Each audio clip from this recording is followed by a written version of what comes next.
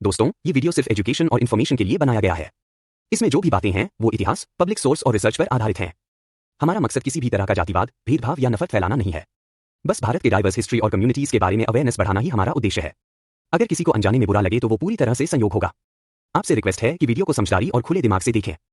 आज हम बात करेंगे भारत के एक अत्यंत प्रतिष्ठित और प्राचीन ब्राह्मण समुदाय कान्यकुब्ज ब्राह्मण के बारे में, जिनकी जड़ें इतिहास और पौराणिक कथाओं में गहराई तक समाई हुई है। कान्यकुब्ज ब्राह्मण कौन है? कान्यकुब्ज ब्राह्मण पंचगौड़ ब्राह्मण समुदाय के 5 प्रमुख वर्गों में से एक है। पंचगौड़ के 5 भाग हैं: गौड़, उत्कल, सारस्वत, मैथिल और कान्यकुब्जिया, कन्नौजिया। ये एक अंतर्विवाही, विद्वान और ऐतिहासिक रूप से प्रशासन व शिक्षा में सक्रिय ब्राह्मण समुदाय हैं, जिनकी मुख्य भूमि उत्तर प्रदेश, विशेषकर कन्नौज और अवध क्षेत्र है। कान्यकुब्ज ब्राह्मण की उत्पत्ति।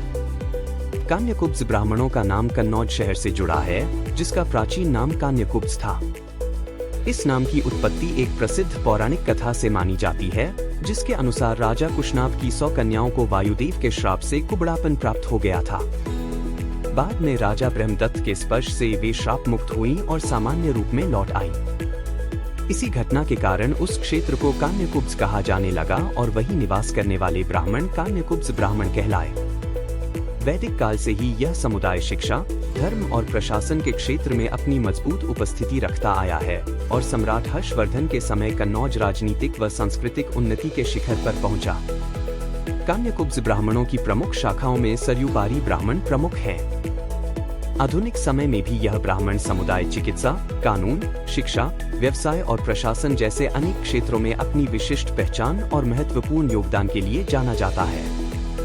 कान्यकुब्ज ब्राह्मणों के उपवर्ग का इनमें सबसे प्रमुख सरयूपारी ब्राह्मण हैं, जो सरयू नदी के पूर्वी तट, विशेषकर अवध और गोरखपुर क्षेत्र में बसे। इसके अलावा जुझौतिया ब्राह्मण बुंदेलखंड क्षेत्र से जुड़े एक महत्वपूर्ण उपवर्ग हैं।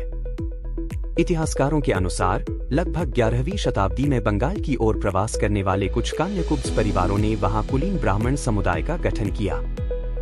वहीं जो लोग कन्नौज के मूल केंद्र क्षेत्र में ही रहे, वे कन्नौजिया ब्राह्मण के रूप में पहचाने जाते हैं। इन उपवर्गों की संरचना मुख्यतः भौगोलिक स्थिति, क्षेत्रीय परंपराओं और पुरानी सामाजिक भूमिकाओं पर आधारित है, जिसने इस समुदाय को विविध और समृद्ध स्वरूप प्रदान किया है। कान्यकुब्ज ब्राह्मण गोत्र क्या क्या है? कान्यकुब्ज ब्राह्मणों में गोत्रों की काफी लंबी और दिलचस्प लिस्ट मिलती है, जो सीधी वैदिक परंपराओं से जुड़ी हुई है।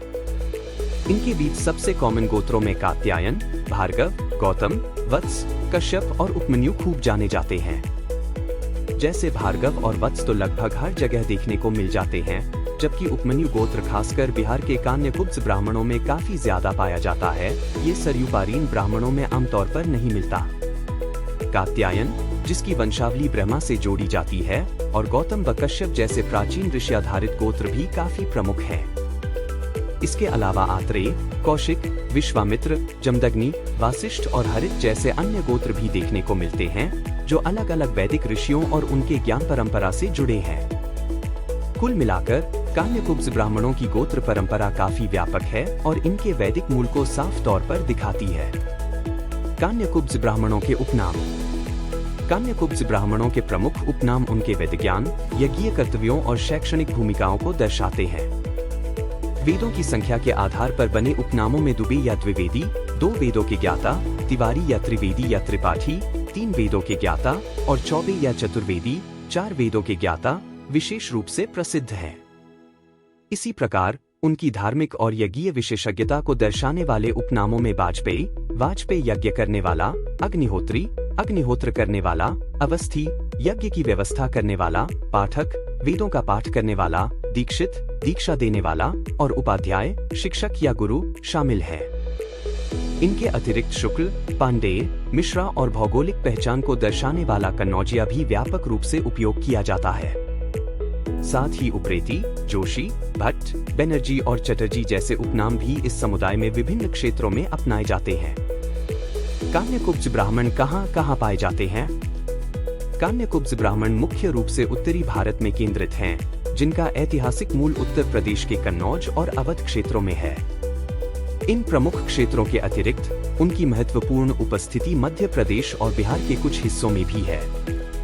ऐतिहासिक प्रवास और बसावट के कारण कान्यकुब्ज ब्राह्मणों का विस्तार पूर्वी और मध्य भारत के अन्य राज्यों में भी पाया जाता है, जिनमें पश्चिम बंगाल, छत्तीसगढ़, झारखंड, असम और त्रिपुरा शामिल हैं।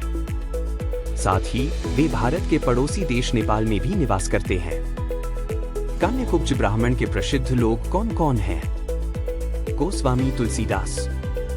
वह रामचरितमानस, हनुमान चालीसा और विनय पत्रिका जैसी कई प्रसिद्ध कृतियों के रचयिता हैं। पत्नी रत्नावली से फटकार के बाद उन्होंने भक्ति का मार्ग अपनाया और वे भगवान राम के अनन्य भक्त बन गए। उन्होंने वाराणसी में अपना अधिकांश जीवन बिताया और 1623 में उनका निधन हो गया। अटल बिहारी वाजपेयी 3 बार प्रधानमंत्री और पहले गैर कांग्रेसी प्रधानमंत्री बने, जिन्होंने 5 साल का पूर्ण कार्यकाल पूरा किया। पत्रकार और कवि, वे प्रखर वक्ता और हिंदी भाषणों के प्रसिद्ध थे। 1977 में उन्होंने संयुक्त राष्ट्र में हिंदी में भाषण दिया। उनके कार्यकाल में 1998 में पोखरण परमाणु परीक्षण और 1999 में लाहौर बस यात्रा जैसी ऐतिहासिक घटनाएं हुईं। वे 4 अलग अलग राज्यों से सांसद चुने गए, 10 बार लोकसभा और 2 बार राज्यसभा में रहे। शिक्षा और बुनियादी ढांचे के क्षेत्र में उनके योगदान में सर्व शिक्षा अभियान और स्वर्णिम चतुर्भुज परियोजना शामिल है। 25 दिसंबर को सुशासन दिवस और 2015 में भारत रत्न से सम्मानित किया गया। श्यामा चरण शुक्ल भारतीय राष्ट्रीय कांग्रेस के एक प्रमुख नेता थे और उन्होंने 3 बार अविभाजित मध्य प्रदेश के मुख्यमंत्री के रूप में कार्य किया। वे मध्य प्रदेश के पहले मुख्यमंत्री पंडित रविशंकर शुक्ल के पुत्र थे। उन्होंने अपनी प्रारंभिक राजनीतिक गतिविधियों को किशोरावस्था से ही शुरू कर दिया था और 1942 के भारत छोड़ो आंदोलन में सक्रिय रूप से भाग लेने के लिए अपनी पढ़ाई भी छोड़ दी थी। उन्होंने बनारस हिंदू विश्वविद्यालय से बीटेक इंजीनियरिंग की शिक्षा प्राप्त की थी। बिंदेश्वरी दुबे मजदूर नेता बिंदेश्वरी दुबे 6 बार विधायक, 1 बार लोकसभा सदस्य और 1985 से 1988 तक बिहार के मुख्यमंत्री रहे। उन्होंने केंद्र में श्रम मंत्री के रूप में भी कार्य किया। सूर्यकांत त्रिपाठी छायावाद के प्रमुख कवि थे। संघर्षपूर्ण जीवन, सामाजिक विद्रोह, मुक्त छंद और सरोज स्मृति जैसी कृतियों ने उन्हें हिंदी साहित्य का अमर व्यक्तित्व बनाया। महावीर प्रसाद द्विवेदी हिंदी साहित्य में द्विवेदी युग के प्रवर्तक थे। उन्होंने सरस्वती पत्रिका का संपादन कर खड़ी बोली हिंदी को स्थिर और परिष्कृत किया। भाव बृहस्पति 12वीं सदी के कालमुखी शैव संप्रदाय के एक विद्वान और तपस्वी थे।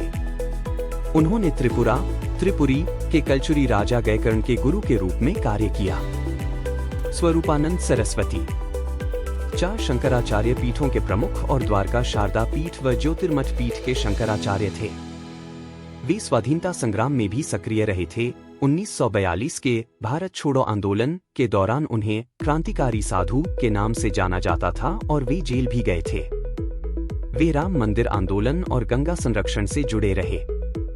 स्वामी रामभद्राचार्य इन्होंने 22 भाषाओं में 240 से अधिक रचनाएं की हैं। ये चित्रकूट में तुलसी पीठ के संस्थापक और विकलांग विश्वविद्यालय के प्रेरणा स्रोत हैं। धर्म और साहित्य में योगदान के लिए उन्हें पद्म विभूषण से सम्मानित किया गया है। मालिनी अवस्थी प्रसिद्ध लोक गायिका मालिनी अवस्थी उत्तर प्रदेश की लोक संस्कृति की सशक्त प्रतिनिधि है। वह ठुमरी, कजरी, सोहर और पूर्वी गीतों को बढ़ावा देने के लिए जानी जाती हैं। उन्हें 2016 में पद्मश्री से सम्मानित किया गया था। उमा शंकर दीक्षित स्वतंत्रता सेनानी और कांग्रेस नेता थे, जो बाद में केंद्रीय मंत्री रहे। उन्होंने कर्नाटक और पश्चिम बंगाल के राज्यपाल के रूप में भी कार्य किया। शुभांशु शुक्ला भारतीय वायुसेना के ग्रुप कैप्टन और इसरो के अंतरिक्ष यात्री हैं, जिन्होंने एक्सियोम 4 मिशन के तहत अंतर्राष्ट्रीय अंतरिक्ष स्टेशन ISS की यात्रा की। वह ISS पर जाने वाले दूसरे भारतीय हैं और उन्होंने रूस और अमेरिका में प्रशिक्षण लिया है। कवि कलश छत्रपति शिवाजी के पुत्र संभाजी महाराज के प्रमुख सलाहकार और मित्र थे। वे कन्नौज, उत्तर प्रदेश के रहने वाले थे और मराठी व ब्रजभाषा के विद्वान कवि थे, जिनकी भूमिका राजनीतिक भी थी। अगर आपको यह वीडियो स्क्रिप्ट पसंद आई हो और ऐसी ही गहन लेकिन आसान जानकारी आप आगे भी देखना चाहते हैं तो लाइक, शेयर और सब्सक्राइब करना न भूलें।